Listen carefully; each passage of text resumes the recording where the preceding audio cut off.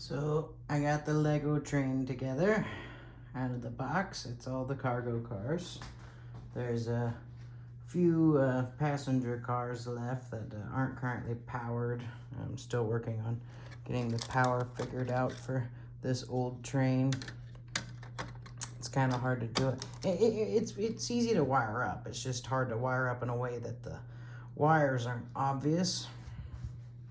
But we've got the track finished. Goes all the way around this table, which will eventually be the train yard and harbor. And then it goes around the back of the airport to avoid the airstrip here. And I had to make a bit of a table bridge using some foam. I still need to trim this a little bit. We got a bit of a bulge there, but if you gun it a little bit, it seems to not have any power problems. And then it goes behind the city. This is where the city's going to be. Back around through the front. The train station's probably going to be in here somewhere, and then it merges back in to go to a single track back there. I used exactly every single straight piece I had. There's a few straight pieces in the rail yard there, so whenever I finally figure out the rail yard how I exactly want it, it's probably going to have to be using a lot of those flex pieces. I know in the last video I discussed those flex pieces a little bit. I had to find them today. I got a whole box of these. These are really interesting because they can be straight or they can curve. It's a very gentle kind of curve too. They're useful to kind of stick in odd places, or for instance here, if your spacing's just a little bit off, it will break your grid. Be careful with them. Even there too, the spacing just wasn't quite right. This is a funky intersection I had to put on the table here to get these two tables to mesh, because the grid here isn't going to be quite consistent either. But let's go on and find a place to, well, I guess I'll just hold the camera. I was going to stick the camera up somewhere, but we'll just hold the camera here, and let me grab the remote, the old trusty remote. There's the train, and we'll watch it get going. Give her a little juice.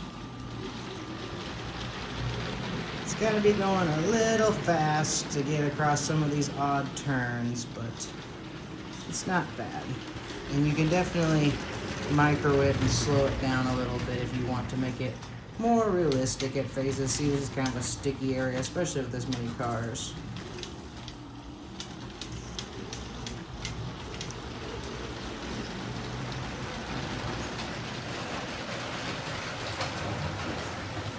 And then we're on the other table. We're around on this turn. And we're back again. I like to manage to get the directionality correct. Yeah, like I said, I gotta carve that foam there just a little bit so it quits sticking quite so much. And then we're back to the harbor.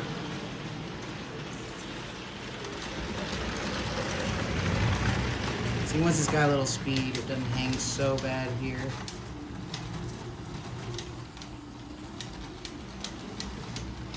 That clicking noise is the switches clicking, so that's part of what's slowing it down too at the two tricky intersections.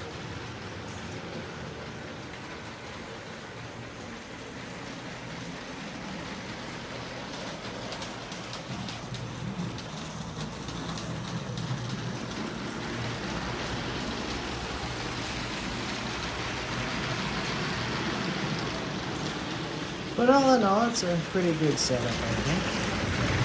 Finally getting the kinks messed up, bugged out. Yeah, with trains, it's something you kind of gotta just fiddle with. You gotta keep fiddling with it until you get it exactly where you want it to be.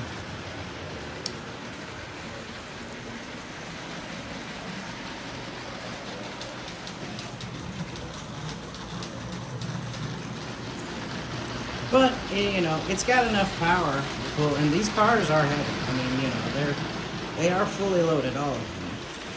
So it's not like it's, you know, just pulling some lightweight here. It's putting some work in, to be completely honest, especially for an engine with one motor.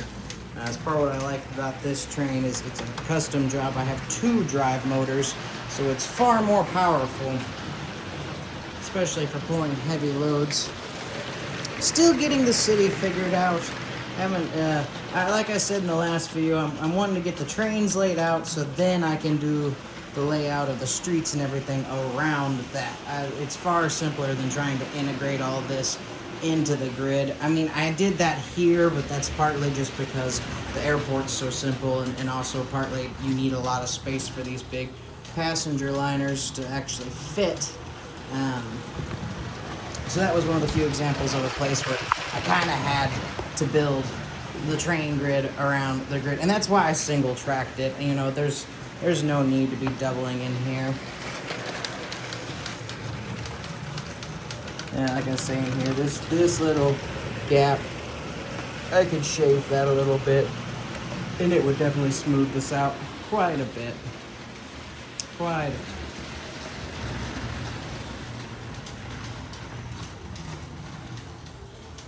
Don't know why we're losing power there. Maybe just the switches. I don't know. Like I said, it's still a little buggy. You know, it can use a bit of work. It's not totally there yet, but it's getting close. I'll bring it around here again, and I'll let you all get a view when it comes back around of exactly what it looks like.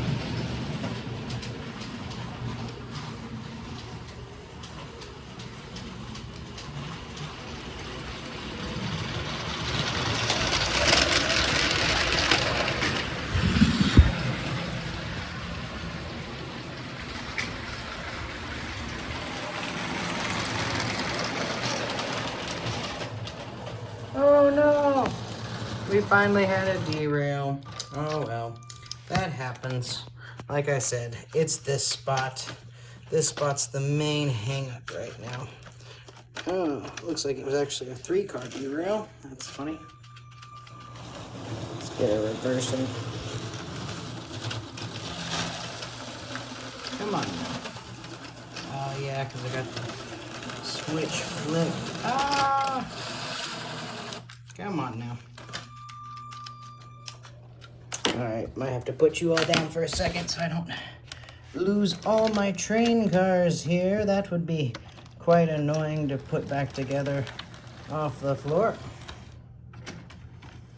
Yeah, it's that custom car. I need to fiddle with it a bit. It's not entirely a custom car, this one. I mean, this is meant to be a train car, but when I got this piece, it was actually a semi-truck. I turned it into a train. You can buy these bogies and the connectors relatively cheap off of eBay. I've come to find, like, you can get big packs of them if you look around enough for like 10 bucks, 20 bucks, which is a pretty good deal. I know I used to, when I was younger, look at people who were making custom train cars, and they were selling them things for like $100, which is just, I mean, for that, you might as well buy a whole Lego train from Lego. So it's definitely far cheaper to spend 10, 20 bucks and make your own train cars. This one too, this is a custom car, and both my flatbed cars are custom cars. The rest of these cars aren't though. And I have a few more cars over there that are partials. I got an ore hopper and another passenger car need to be put back together that are in pieces. You store all this stuff for decades and it just kind of falls apart, and then you got to put it all back together. But start at the front here. This is my new engine. Got this maybe a year, maybe 2 years ago. I like it. It's a little underpowered for what it is, but as you see, it's pulling all this no problem, so power isn't bad. I definitely like the new remotes in comparison to the old ones, and even the very old one. This thing does not work at all. So yeah, but I got my custom flatbed car that I just kind of threw some partial cars on to look like, I don't know, their car frames going to a factory or maybe junk. And then I got some Technic engines here to look like they're, you know, the air compressor engines. I got them there to look like ship engines going to the harbor. Some loose cans of petrol, fuel, propane, whatever. Secret gold bar stash. Don't tell anyone. Then we got this box car here. Oh, I love this box car. If I could ever open the darn thing. Oh, there we go. It's pretty fun. I like it. You know, because you could stick a hobo in there. Let them ride the rails, go see the world, as it were. If I could find this other black piece, Lord. And then this new car came with this train, and it's supposed to carry this, which is supposed to be a solar car charger for an electric car. I guess one of these cars that were on the train are electric. I don't know. It fits in there. To me, it looks like an ore car, personally. So I'll probably fill it with pegs eventually, and it'll just be ore. And this is a container car, a CBS. I like the intermodal. I like they finally made an intermodal. They've been needing to make some sort of intermodal for a long time. So really, in its base, it's just a flat car. And then it's got these two intermodal containers, which don't have doors, but I get it. You know, cost. And then some plants and boxes and things in there. And then you click these two little keepers in, and it just secures it. And then, of course, this train car, which if I take the cars out, which maybe in a future video, it's really annoying. This whole thing folds left or right, tilts so you can drive the cars on it like a semi. This is the crane, which I love that they made a big Mammut crane. Makes me so happy that they made something this cool. But, you know, they always put a forklift in with these train sets, or at least they normally do. I've had a few of the industrial trains, you know, with the big forklift or a telehandler, but this thing takes the cake, I think. Kind of got to click it yourself, but once you click it, it just boop, picks that right up, takes it around, and you go drop it wherever you want. If you can get it to drop right, and you pick it back up, and you know, the peg getting in the way where I was breaking out some new track. Like I said, I used exactly all my straight pieces. I don't have a single straight left right now, which is just hilarious. I don't think I've ever used all my straight pieces ever, excluding maybe, like, I don't know, covering my house in train tracks for a few days for Mom made me pick it up. But yeah, that's pretty well the train. I guess we can send her off one more time just for funsies. At least get it back over to the harbor it needs to go. See, it didn't derail that time. Even, you know, underpowered from a dead start right there, it gets around it pretty good considering. So, all in all, I'm pretty impressed. Still a few odd bits that need just a little bit more figuring out. But other than that, it's good progress. And soon here we'll start on laying out roads, which is fun. Oh, lordy, how does this work? Can't remember how you turn that off. Maybe it just turns off. I don't entirely remember. I have not fiddled with this thing in a while. Apparently you can change the color, so that's cool. Guess you can color code your grids. I don't know, I'll leave it be. Maybe it just shuts off after a bit. All right. Here's some of the other cars. We got the Imperial Express, or the Emerald Knight, sorry, my bad. The Harry Potter train, which a good deal, honestly. I like the Harry Potter train. It gives you a whole nother commuter train. And this was I believe it's a Norwegian, maybe Swedish train. It's an electrified train. It's one of the first fully electrified industrial trains. This was a collector set. It isn't powered, and it's very heavy, so it's kind of hard to pull. I have to use it in tandem with this one with the twin drive motors, just because this doesn't have enough power to pull that thing. But it looks cool, so There's been a previous video you can go find where I had both of these running. So we'll do that again soon and let you all see everything. And there's a maintenance car. Like, I got to finish putting the crane back together. It came with this green train. And speaking of maintenance cars, I have a few more. I got the track railer excavator, which is pretty cool. And I got a custom adapter on there. No, you're not supposed to melt Lego, but what I did there is I stuck, I think it's one of these pins through the receptor on that crane hook, and then I stuck one of these through it, and I melted the end with a lighter and made a rivet. So it's loose, but it's fastened in there.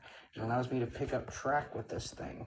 I did that many years ago when I was younger, and I don't regret it. It's one of the cooler custom Lego pieces I've ever made, and it's actually really functional on this thing. Far more functional for this thing than the bucket it came with was, because the bucket kind of had the wrong directionality. Like, it was hard to make it even look like it was doing anything. And then we got the little maintenance car here with the Skylift and a porta potty, which I think's hilarious. I'm gonna roll around. So we're gonna go do some track maintenance. Definitely need some track maintenance over here. Anyways, thanks y'all again. Keep on building, like, subscribe, share the videos. I thank y'all. Blessed day now, and until I see y'all again. Bye-bye.